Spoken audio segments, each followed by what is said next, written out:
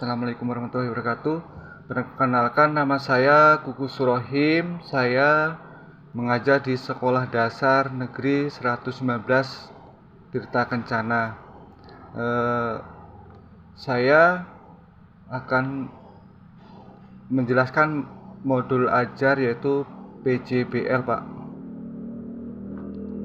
Yaitu PJBL adalah kegiatan yang mana peserta didik itu diberi proyek atau kegiatan yang melalui media. Dan kegiatan PJBL ini anak-anak dibagi beberapa kelompok dan untuk menyelesaikan kegiatan PJBL melalui model PJBL ini, Pak. Itu, Pak. Oke, cukup, Pak. Cukup, Kalau saya Pak. bilang cukup, berhenti ya, Pak. Siap, berarti Pak. saya sudah bisa menangkap penjelasan Bapak. Pertanyaan pertama, apa yang Bapak lakukan untuk mengidentifikasi gaya belajar siswa dalam sebuah perencanaan maupun pelaksanaan pembelajaran? Gaya identifikasi yaitu pertama saya melihat peserta didik, Pak. Maksudnya peserta didik itu dalam belajar dalam materi, seandainya gimana ya, memahami setiap langkah-langkah pembelajaran, Pak. Maksudnya peserta didik itu dapat memahami atau belum mampu atau gimana gitu, Pak. Mungkin itu, Pak, yang saya terus apa ya? Oke, Pak. Kemudian, apa yang Bapak bisa lakukan untuk menciptakan sebuah kelas belajar yang inklusif? Yang inklusif, Pak, ya. Inklusif, mohon Pak, inklusif tuh yang seperti apa, Pak, ya? Keterbukaan, Pak. Oh, Keterbukaan dengan berbagai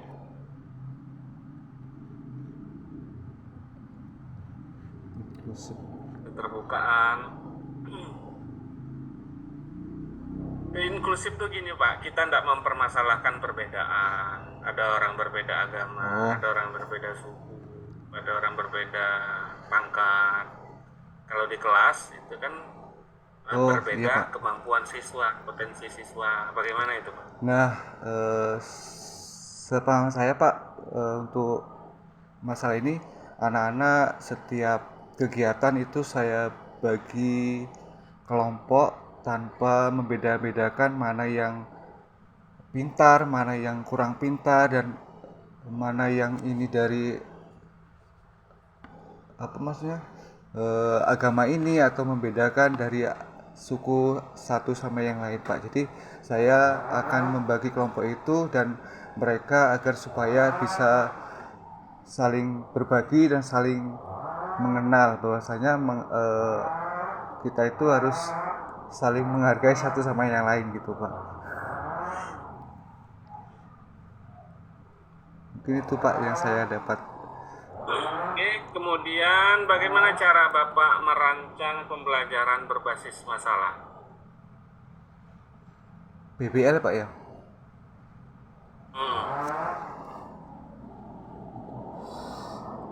Apa ya?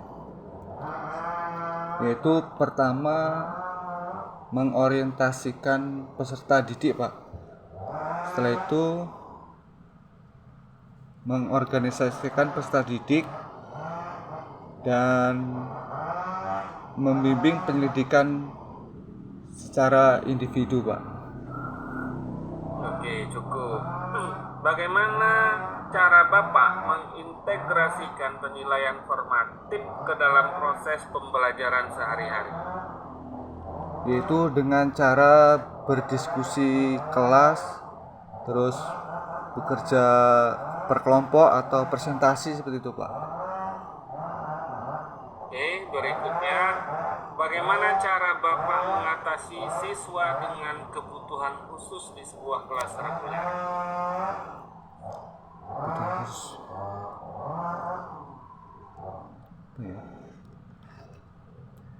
eh, memahami karakter setiap peserta didik Pak. Jadi seandainya ada yang kurang mampu dalam pembelajaran, jadi kita mendekati dengan berbagai model atau dengan cara untuk supaya anak tersebut bisa mengikuti pelajaran dengan sama dan secara baik Pak, seperti itu. Tiga Pak Koko. Iya Pak, iya Pak. Jus 3, pas jus 3. Iya Pak. Ya, silakan dibaca. A'udzu billahi minasyaitonir rajim.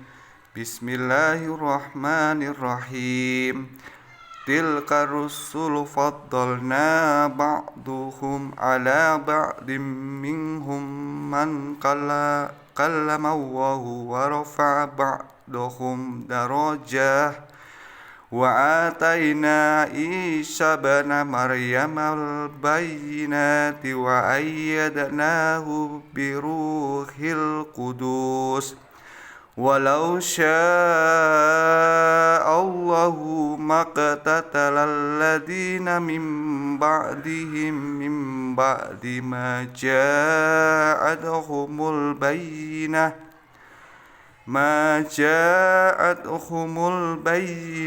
walakin ikhtalafu faminhum man amana wa minhum man kafar walau sya'allahu maqtatalu walakinna Allaha yaf'alu ma yurid.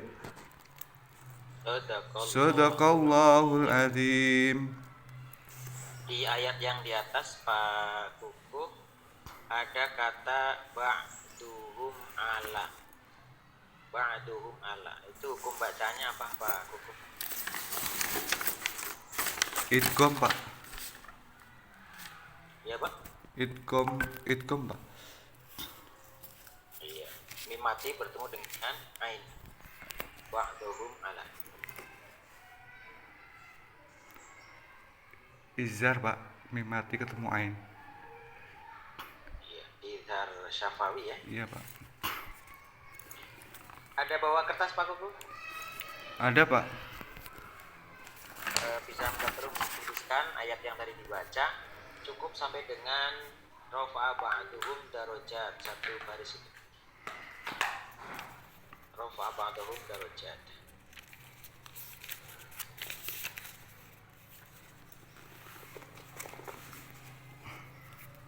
Duh, tangan satu mohon maaf Pak ya, goyang Pak.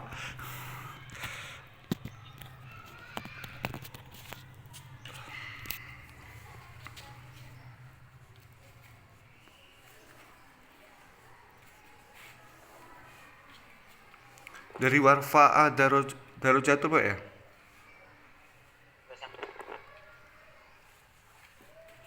Dari mana Pak nulisnya Pak?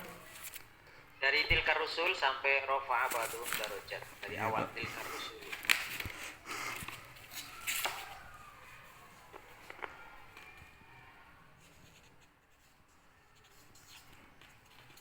Tunjukkan ke kamera Pak Kuku. Oke. Ya baik, terima kasih Pak Kuku. Iya Pak. Mantap tulisannya, sangat terang. Tangan satu pahaman Pak. Gak susah nih Pak. Ini kan. Baik Pak Kuku. Iya. Atur minta tolong kawan untuk merekamkan kan enak. Iya Pak. Ini minjem HP Pak ini Kuku, Pak. untuk minta Iya Pak. tolong. Oh gitu ya. Siap. Pak Kuku bisa disampaikan atau dipresentasikan modul ajar yang sudah Pak Kuku kirim di LMS. Baik Pak, kemarin saya di LMS ada PBL dan PJBL dan Pra5 Pak. Yang saya pilih PJBL Pak. Nah, di PJBL peserta didik itu diberi tugas project Pak. Tapi pertama peserta didik itu di pendahuluan Pak, diberi tujuan pembelajarannya, diberi capaian pembelajarannya, dan kita sebagai guru sebelum memasuki kegiatan inti bertanya Pak, pelajaran yang sebelumnya dipelajari agar siswa mengingat pelajaran yang sebelumnya, dan setelah itu peserta didik diberikan tugas project Pak. Setelah itu peserta didik melaksanakan project dengan membawa perlengkapan seperti spidol, bahan ajarnya, dan setelah itu kita sebagai guru mengevaluasi dan menilai Pak. Dan setelah itu kita sebagai guru, setelah anak diberikan project, kita memberi refleksi kepada anak supaya anak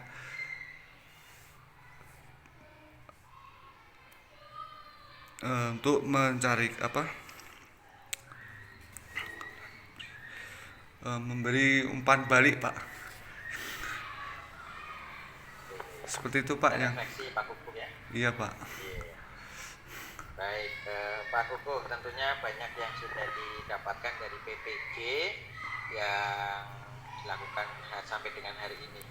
Nah, kira-kira apa hal baru yang tentunya didapatkan dari PPG ini menurut Pak Kukuh, kemudian bagaimana nanti mengintegrasikannya dalam pembelajaran yang akan dilakukan di kelas? Di dalam PPG ini banyak hal baru yang saya dapatkan Pak. Yang pertama, saya kurangnya menyediakan media pembelajaran Pak, seperti video, seperti macam-macam media yang membuat peserta didik itu lebih senang atau penasaran dengan pelajaran yang akan kita bawakan Pak. Dan banyak hal yang baru yang dapat saya terapkan dalam kegiatan belajar Pak untuk peserta didik supaya lebih tidak membosankan lah. Yang mungkin dulu saya menggunakan medianya kurang dan mungkin pelajarannya menonton, dan jadi peserta didik itu banyak yang bosan. Jadi untuk PPG ini banyak hal yang dapat yang saya terapkan dalam kegiatan mengajar saya Pak. Itu tadi untuk contohnya saya menyanyikan lagu Indonesia Raya dan membaca Asmaul Husna sebelum pelajaran, jadi supaya anak itu suasananya itu ceria dan belajarnya tidak membosankan Pak, seperti itu. Baik, Pak Kukuh, kemudian ada tentang prinsip-prinsip etika profesi Pak Kukuh. Ada pepatah mengatakan guru kencing berdiri, siswa kencing berlari. Dalam profesi guru ada etika profesi yang harus dijalankan. Nah, bagaimana menurut Pak Kukuh penerapannya dalam kehidupan sehari-hari? Apalagi Pak Kukuh sebagai guru agama harus memberikan teladan. Kira-kira etika profesi yang diterapkannya bagaimana Pak Kukuh? Etika Pak,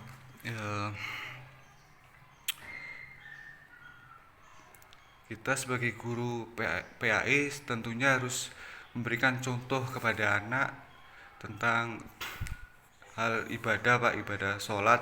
Saya mengajar di sekolah dasar ini, saya mengutamakan sholat Pak. Jadi anak-anak itu saya berikan tugas jadwal sholat. Setiap mapel saya itu anak itu mengumpulkan jadwal sholatnya. Jadi saya sering memberitahu kepada anak, sepintar anak apapun kalau tidak sholat menurut saya itu akan sia-sia Pak. Jadi saya lebih menekankan tentang hal untuk ibadah sholat Pak. Dan saya pun konfirmasi karena di sekolah di setiap kelas itu ada grup PAI, jadi saya sering konfirmasi sama wali murid untuk bekerja sama untuk mendidik anaknya di rumah untuk selalu sholat 5 waktu. Dan tentunya saya juga selalu mencari perkembangan peserta didik Pak. Jadi selalu berkoordinasi sama wali murid, banyak hal apa yang sudah dilakukan anak di rumah, seperti itu Pak. Mungkin seperti itu Pak saya. Iya. Terakhir Pak Kukuh, Iya Pak. di dalam kelas itu kan tentu siswanya berbeda-beda latar belakangnya, gaya belajarnya. Karena pada prinsipnya itu kan setiap siswa itu ada keunikan dalam dirinya. Iya, Pak. Nah, kira-kira strateginya Pak Kuku yang harus dilakukan agar semua kebutuhan siswa yang beda-beda itu terpenuhi itu seperti apa strateginya Pak Kuku? Strategi saya melakukan pendekatan, Pak. Jadi banyak, Pak, yang saya temui di sekolah itu ada anak yang memang sampai saat ini, Pak, ada yang nggak naik, Pak, karena kelas 3 itu dia seharusnya kelasnya